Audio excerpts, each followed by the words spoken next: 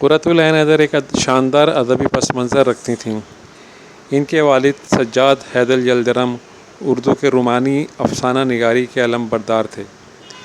ان کا شاعرانہ طرز اسلوب اور افسانوں کی رومانی فضا کا قرۃ العین حیدر کے ناولوں اور افسانوں پر بھی گہرا اثر نظر آتا ہے۔ اسی طرح ان کی والدہ نظر سجاد حیدر نے کئی ناول لکھے جو خواتین کے مسائل اور لب و لہجے کے عکاس ہیں۔ قرۃ العین حیدر کی ذہنی تربیت میں بھی یہ عناصر کار فرما رہے۔ ان کے کئی ناول منظر عام پر آئے، جن میں میرے بھی صنم خانے، سفینہ غم دل، آگ کا دریا، آخری شب کے ہم سفر، کار جہاں دراز ہے، گردش چمن، چاندنی بیگم وغیرہ بہت مشہور ہوئے۔ اردو ناول میں قرۃ العین حیدر کا نام نسائیت کے پختہ شعور کی علامت ہے۔ انہوں نے اپنے ناولوں میں ایک ذہین، قابل، انٹلیکچوئل عورت کا تصور پیش کیا، جس کا لب و لہجہ، گفتگو، سوچ اور نفسیات کی ایک بلند سطح ہے جو ایک عام عورت سے ہٹ کر ہے۔ ان کے نسائی اسلوب میں گہری فکر اور فن کی پختگی نظر آتی ہے، جو وسیع مطالعے اور گہرے مشاہدے کا نتیجہ ہے۔ ان کا اسلوب اپنے زمانے سے نہ صرف منفرد بلکہ ایک نئے رجحان کا باعث بنتا ہے۔ اس اسلوب میں جب ہم نسائی اسلوب اور لہجے کو شناخت کرنا چاہیں تو اس کے لیے گہرے ادراک کی ضرورت ہے، کیونکہ وہ عام خواتین کی گفتگو اور لہجے کو پیش نہیں کرتیں، بلکہ ان کرداروں کی پیشکش اور لب و لہجے میں بھی ان کا اپنا فلسفیانہ اور شاعرانہ اسلوب شامل ہوتا ہے۔ یہ اسلوب عصمت، خدیجہ مستور اور اپنے عہد کی دیگر خواتین کے اسلوب سے مختلف قرار پاتا ہے۔ قرۃ العین حیدر نے اپنے ناولوں اور افسانوں میں عورت کے کردار اور لہجے کو منفرد رنگ میں پیش کیا۔ وہ عورت کو زمین اور زمان کے حوالے سے دیکھتی ہیں اور اس کے پختہ شعور کو پیش کرتی ہیں۔ عورت کا روایتی وجود ان کے اسلوب کی پختگی میں ڈھل کر منفرد ہو جاتا ہے۔ ان کے لہجے، زبان، اسلوب سب پر ان کی ذہانت کا اثر نظر آتا ہے۔ ان کے نسائی زبان اور نسائی مسائل عام نہیں بلکہ تاریخ، ماحول اور وقت کے پس منظر میں عورت کو ایک خاص صورت میں پیش کرتے ہیں۔ ان کی نظر سطحی نہیں، زبان عام نہیں، خیالات باپا افتادہ نہیں، یہ ہر لحاظ سے منفرد ہے۔ ان کے ناولوں میں عورت کا اعلیٰ ترین روپ سامنے آتا ہے۔ وہ عورت کو مختلف ماحول میں پیش کرتی ہیں۔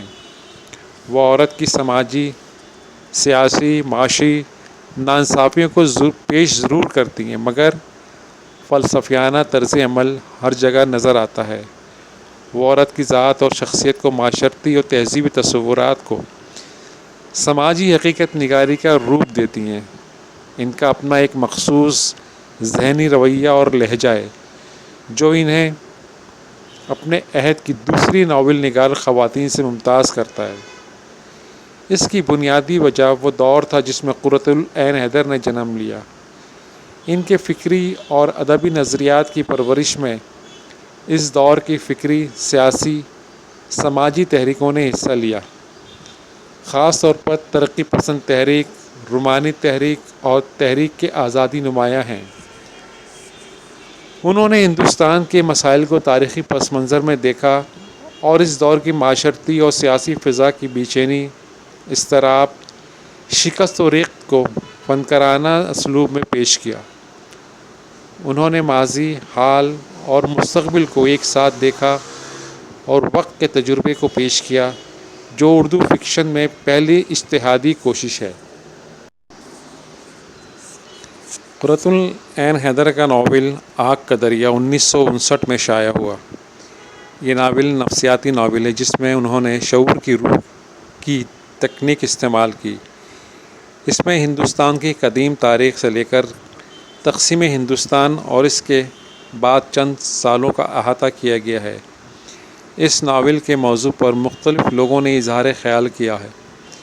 اس ناول میں وقت کے سامنے انسان کی بے بسی کے احساس کو موضوع بنایا گیا ہے، یعنی انسانی وجود یا وقت اس ناول کا موضوع قرار پاتا ہے۔ اس ناول میں ہندوستان کی تاریخ، تہذیب، ثقافت کو فنکارانہ اور شاعرانہ انداز میں حقیقت نگاری کے ساتھ پیش کیا ہے۔ آگ کا دریا کو 4 ادوار میں تقسیم کیا جا سکتا ہے۔ قدیم ہندوستان کا زمانہ، عہد وسطیٰ، انگریزوں کا عہد، جدید دور جو تقسیم سے پہلے اور بعد کا دور۔ ان زمانوں میں مختلف مذہب اور نسل کے لوگ ہندوستان میں داخل ہوئے، جس میں ایک مشترکہ کلچر نے جنم لیا۔ اسی طرح ان کا دوسرا ناول چمپا ناول کا مرکزی نسائی کردار ہے، جس کی تعمیر و تشکیل میں قرۃ العین نے تخلیقی ذہانت اور تخیلی قوت کو استعمال کیا ہے۔ چمپا بھی وقت کی مسلسل اور رواں قوت کے سامنے بے بس ہے۔ وہ وقت کی جبریت کا ہر دور میں شکار رہتی ہے۔ تاریخ اور وقت کے لحاظ سے اس کے مسائل، انداز فکر، طرز عمل اور طرز گفتگو میں تبدیلی آتی ہے، جو اس کی نسائیت کو ہمارے سامنے لاتی ہے۔ قرۃ العین کی گہری فلسفیانہ نظر اس کے وجود کی گہرائیوں اور نفسیاتی کشمکش کو نسائی لہجے میں پیش کرتی ہے۔ ناول کے پہلے حصے میں چمپک بن کر سامنے آتی ہے۔ ان کے ناول چاندنی بیگم میں چاندنی بیگم کا ایک مختصر کردار غیر روایتی اور اچھوتے انداز میں تھوڑے عرصے کے لیے ہمارے سامنے آتا ہے، لیکن پورا ناول اس مختصر کردار کا مرہون منت دکھائی دیتا ہے۔ اس کا عمل نسائی لہجہ اس کے مختصر کردار کو پر اثر بناتے ہیں کہ وہ ناول کا موضوع اور عنوان قرار پاتی ہے۔ ان کی موت اس کے کردار کو مزید گہرا کر دیتی ہے۔ یہ بھی ایک تہذیبی روایت کے پس منظر میں لکھا گیا ناول ہے، جس میں جاگیردارانہ خاندان کی تمام اچھائیاں اور برائیاں ظاہر ہیں۔ مختلف نسائی کرداروں کے رویوں کی عکاسی ان کے لب و لہجے سے بخوبی ہوتی ہے۔ قرۃ العین حیدر نے اس ناول میں شعوری طور پر کوشش کی ہے کہ وہ جاگیردارانہ ماحول کے حوالے سے عام مسائل اور خاص طور پر ہندوستان کے جدید معاشرے کی تبدیلی شدہ حقیقتوں کو بھی پیش کریں۔ انہوں نے اپنے فطری لہجے میں ان موضوعات کو سمیٹا ہے جو آزادی کے بعد ہندوستان میں سابق زمیندار اور جاگیردار گھرانوں کی نئی نسل کو تازہ اعتماد اور جدوجہد کی صلاحیت کے ساتھ معاشی و معاشرتی طور پر دوبارہ نئی جگہ اپنی جڑیں مضبوط کرتی ہیں۔ قرۃ العین حیدر نے چاندنی میں اس کی ماں کی معاشی جدوجہد کو پیش کیا کہ وہ کتنی شرافت اور تنگ دستی سے زندگی گزارتی ہے۔ عہد کے جاگیردارانہ معاشرے کے زوال کی عکاسی قرۃ العین کے بنیادی موضوعات ہیں، اور اسی تہذیب میں عورت کے متعلق ہندوانہ تصورات اور خیالات قدیم اور جدید کے درمیان آمیزش کا سبب بھی بنتے ہیں۔ قرۃ العین ان عناصر کو بھی اجاگر کرتی ہیں۔ اسی طرح قرۃ العین کے تمام ناولوں کا اگر ہم جائزہ لیں تو اس نتیجے پہ پہنچتے ہیں کہ وہ تخلیقی فنکار ہیں۔ یہ نہ صرف خواتین مصنفین بلکہ اپنے ہم عصر مرد ادیبوں سے بھی زیادہ دانشورانہ سوچ کی حامل ہیں، جو صرف مردوں ہی سے مشروع سمجھی جاتی رہی ہے۔ اردو کے افسانوی ادب میں فلسفیانہ اور دانشورانہ روایت قرۃ العین کے نسائی لب و لہجے میں ڈھل گئی ہے۔ انہوں نے اردو کے افسانوی ادب کو نہ صرف فکری طور پر نئی جہتوں اور نئے فنی تقاضوں سے آگاہ کیا، بلکہ نسائی لب و لہجے کی روایتی حد بندیوں کو بھی توڑا، جو صرف گھر کی 4 دیواری تک محدود تھیں۔ وہ عورت کی خود مختار اور آزاد حیثیت کی قائل تھیں۔ اس وقت آزادی نسواں کی تحریک اپنے عروج پر تھی۔ انہوں نے اس سے الگ ہٹ کر ایک منفرد روش اختیار کی، عورت کے ذہن کی گرہوں کو کھولا اور اس کی تہوں کو دریافت کیا ہے۔ قرۃ العین نے اپنے عہد کی دیگر خواتین ادیبوں پر بھی اپنے اس اسلوب کے انمٹ نقوش مثبت کیے ہیں۔ قرۃ العین کے نسائی لب و لہجے کا بنیادی وصف طبقہ اشرافیہ کی عورتوں کی زندگی، ان کی خوشیوں اور غموں کا اظہار ہے۔ اس جاگیردارانہ لیکن زوال پذیر تہذیب میں عورتوں کی تعلیمی بیداری انہیں روشن خیالی اور ترقی پسندی پر مائل کر رہی تھی۔ اس طبقے میں لڑکیوں کو بھی لڑکوں کی طرح آزادی دی جا رہی تھی۔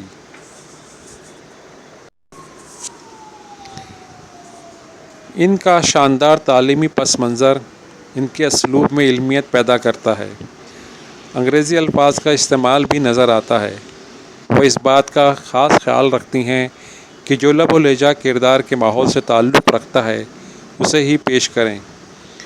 وہ پوری روانی کے ساتھ جملے لکھتی ہیں، اس لیے جو الفاظ جس طرح تخلیق ہوتے ہیں ان میں رکاوٹ نہیں آتی۔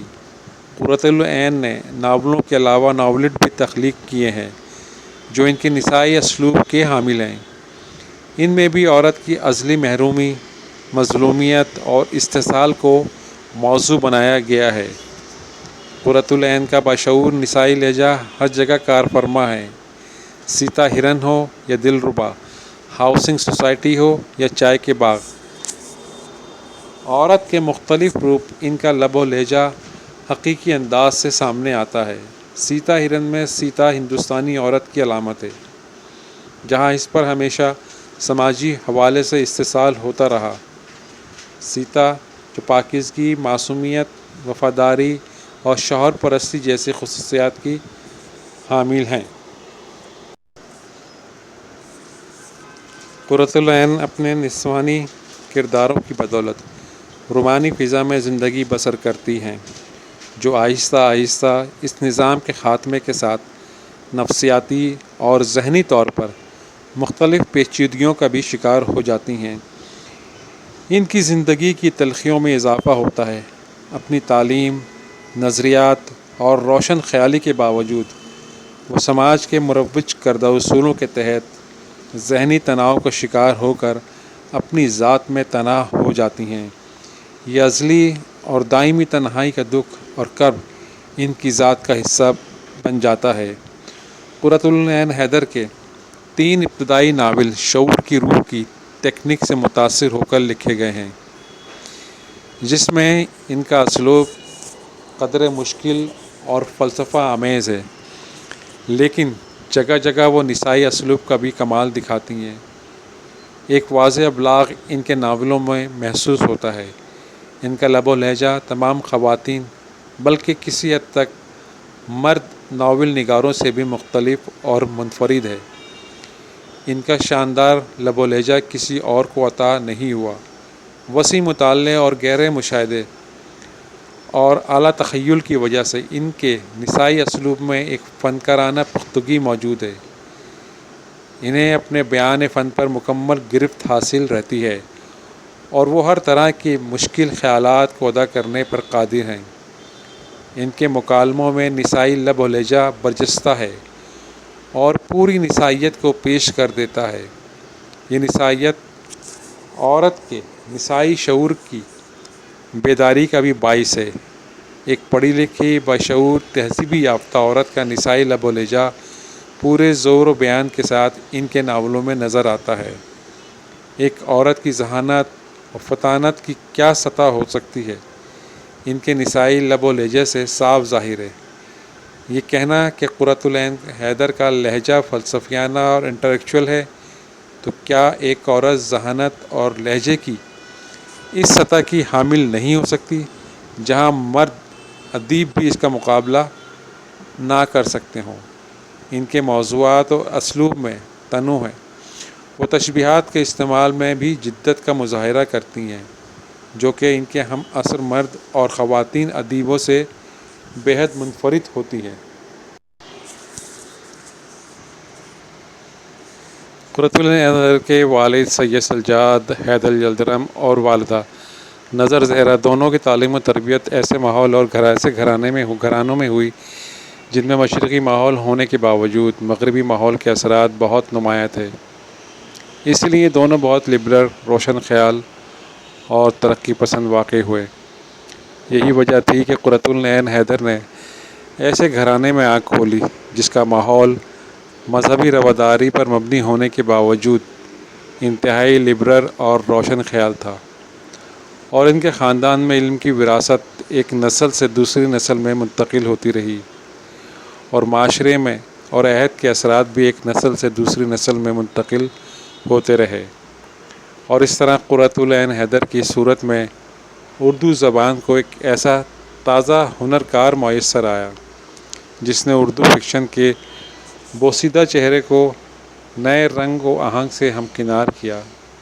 وہ ہماری قومی زبان کی عظیم فکشن نگار اور عظیم ادیبہ تھیں۔ وہ بر اعظم پاک و ہند کی جانی پہچانی ادبی شخصیت ہی نہیں بلکہ انہوں نے فکر انسانی کو اتنا کچھ دے دیا کہ ناقادین ادب و فن ان کے اسلوب و فن پر برسوں لکھتے اور غور و خوض کرتے رہیں گے۔ انہوں نے ایسے انمول رتن لکھے کہ اس سے نہ صرف افسانی ادب کے دامن کو وسعت ملی بلکہ جدید فکری رجحانات، نئی کثیر الجہت فنی خوبیوں اور تصورات تاریخ و تہذیب سے اردو ادب کو مالا مال کر دیا۔ اور ایسے لوگ مرتے نہیں بلکہ زندہ جاوید رہتے ہیں۔ قرۃ العین حیدر نے 20 جنوری 1928 کو یو پی کے ایک اونچے اور متعمل گھرانے میں سید سجاد حیدر جدرم اور بنت باقر کے گھرانے میں آنکھ کھولی۔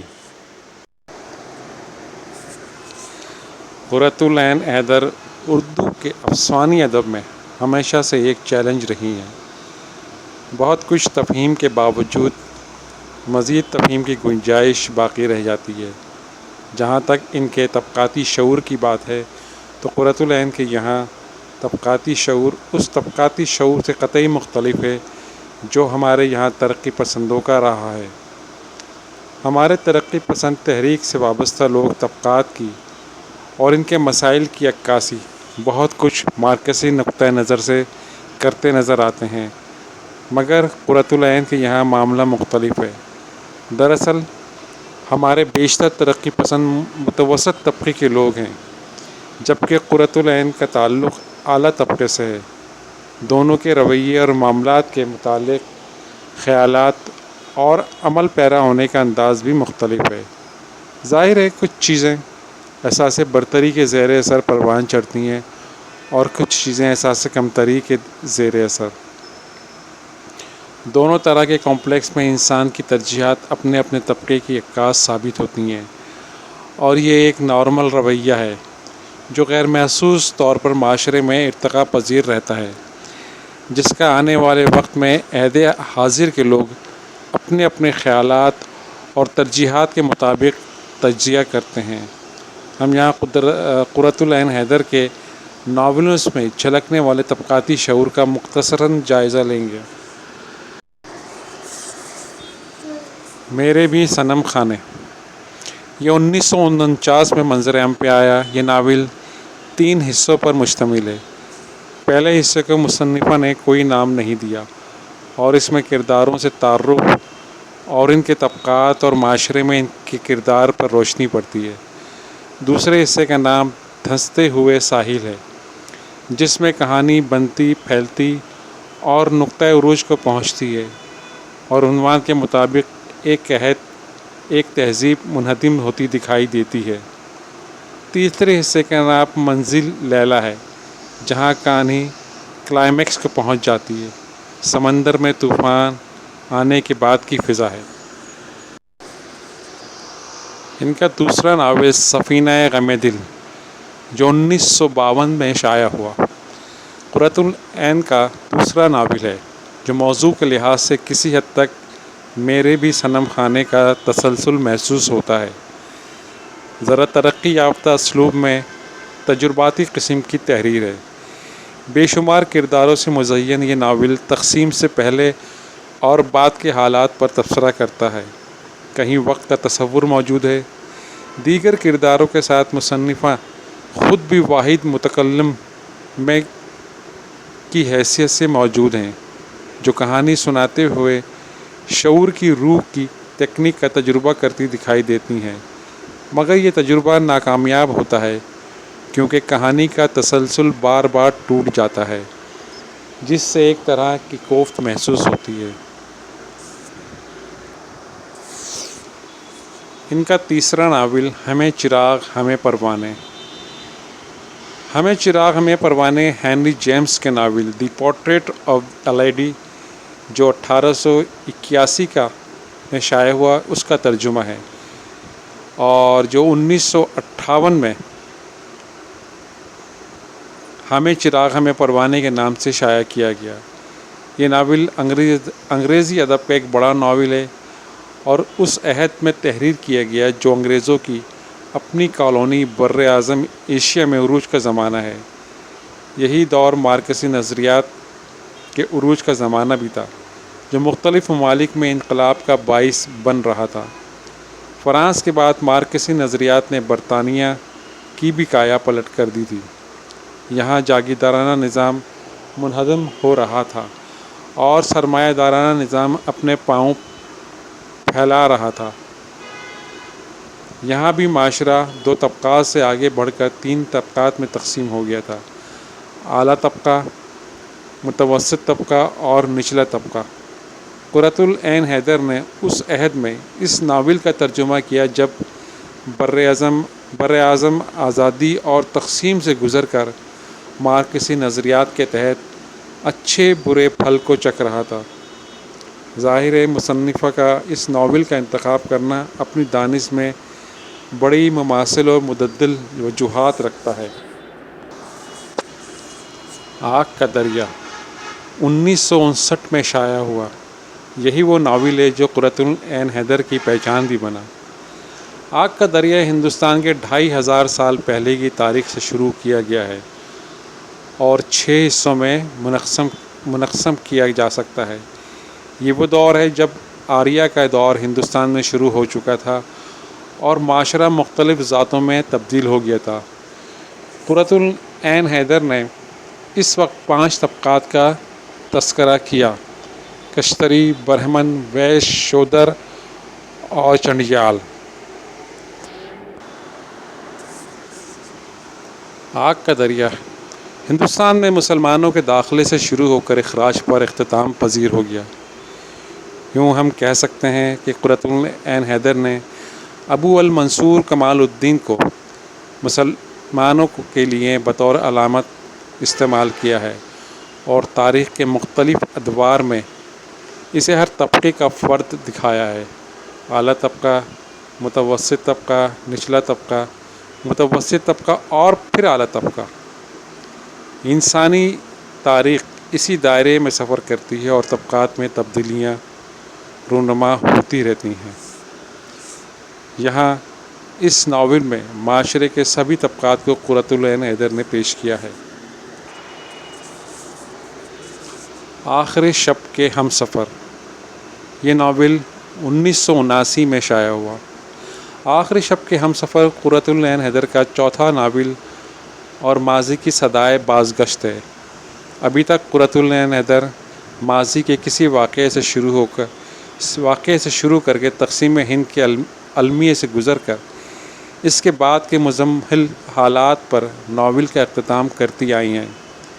یہ ناول بھی تقسیم سے پہلے کے حالات، تحریک آزادی اور بائیں بازو کی آزادی کی جارحانہ کوششوں سے شروع ہوتا ہے اور تقسیم کے بعد کے حالات اور تقسیم کے وقت کی نسل کی مزمحل روحوں کے المیے پر آ کر ختم ہو جاتا ہے۔ ویسے تو یہ ناول صوبہ بنگال میں چلنے والی آزادی کی تحریکوں اور رونما ہونے والے انقلاب کا احاطہ کرتا ہے اور یہی اس کا موضوع بھی ہے، مگر اس ناول میں نچلے متوسط طبقہ جو اس دور میں واضح شکل اختیار کر چکا تھا اور اب ابھر کر پوری آب و تاب سے معاشرے میں اپنے وجود کو منوا رہا تھا، کو بھی نمایاں حیثیت حاصل ہے۔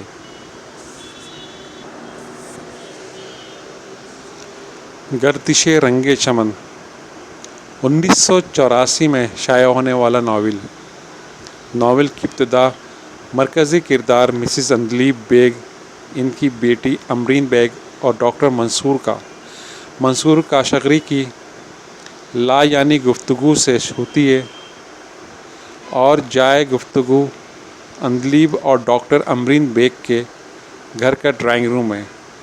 گفتگو کا انداز خاصا بے تکلفانہ ہے۔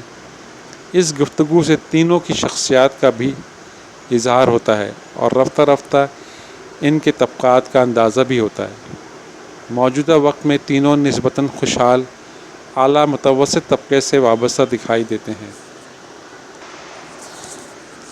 یہاں قرۃ العین حیدر نے اس طبقے پر گہرا طنز کیا ہے جو آزادی کے بعد وافر دولت حاصل کرنے میں کامیاب ہو گیا تھا، مگر ان کے عادات اور اطوار تبدیل نہیں ہوئے اور نمائش ان کے مزاجوں میں در آئی۔ نیز اس بات کو بھی محسوس کیا جا سکتا ہے کہ اقدار و تہذیب دولت حاصل کرنے سے نہیں آتی بلکہ خاندانوں کی میراث ہوتے ہیں۔ چاندنی بیگم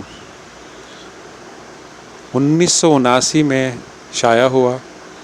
قرۃ العین حیدر کا یہ واحد ایسا ناول ہے جس کا عنوان کسی شعر سے اخذ شدہ نہیں ہے۔ اس کی کہانی مربوط بھی نہیں اور کوئی واضح مقصد بھی نہیں دکھائی دیتا۔ شاید مصنفہ کو لکھتے رہنے کی عادت ہے یا پھر کوئی تجربہ کرنا چاہتی تھی جو کامیاب نہ ہو سکا۔ یہ ناول نہ تحریر کیا جاتا تو بہتر ہوتا کیونکہ یہ ناول ان کے فن کی ساکھ کے لیے سود مند ثابت نہ ہو سکا۔ مصنفہ یہ ظاہر کرنے کی کوشش کرتی ہیں کہ راتوں رات امیر ہو جانے سے اقدار و تہذیب اچانک انسان میں منتقل نہیں ہو جاتی۔ انسان کی عادتیں اس کی تہذیب سے وابستہ ہوتی ہیں اور انسان کے اندر رچی بسی ہوتی ہیں۔ ان سے چھٹکارا جلد نہیں ہوتا۔ اس طرح کے معاملات میں نو دولتی طبقہ یا اچانک امارات پا لینے والے لوگ تہذیب میں بہت بڑے شکم کا باعث بنتے ہیں۔ کار جہاں دراز ہے یہ قرۃ العین حیدر کا سوانح ناول ہے جو 3 جلدوں پر مشتمل ہے۔ پہلی جلد 1977، دوسری جلد 1979 اور تیسری جلد 2001 میں شائع ہوئی۔ پہلی جلد میں 12ویں صدی سے 1947 تک کا وقت ہے، جس میں مصنفہ نے سید سجاد حیدر یلدرم کے علاوہ اپنے دیگر رشتہ داروں اور خاندانی دوستوں کا تذکرہ کیا ہے، جن میں اہم سیاسی اور ادبی شخصیات بھی شامل ہیں۔ دوسری جلد میں 1947 سے 1976 تک کا عہد ہے اور اس جلد میں اپنے خاندانی حالات کے ساتھ اپنے عہد کے اہم لوگوں کا تذکرہ کیا، جبکہ تیسری جلد میں موجودہ دور کے اہم سیاسی اور ادبی لوگوں کے ساتھ ایک بار پھر اپنے خاندان کو دہرایا ہے۔ اس لیکچر کی تیاری میں ہم نے جن کتب اور پی ایچ ڈی کی سطح کے مقالوں سے استفادہ کیا ہے ان میں ڈاکٹر نصرت عباسی کی کتاب اردو کے افسانوی ادب میں نسائی لب و لہجہ، رحمت علی شاد کا تحقیقی مقالہ قرۃ العین حیدر کا تصور تاریخ و تہذیب اور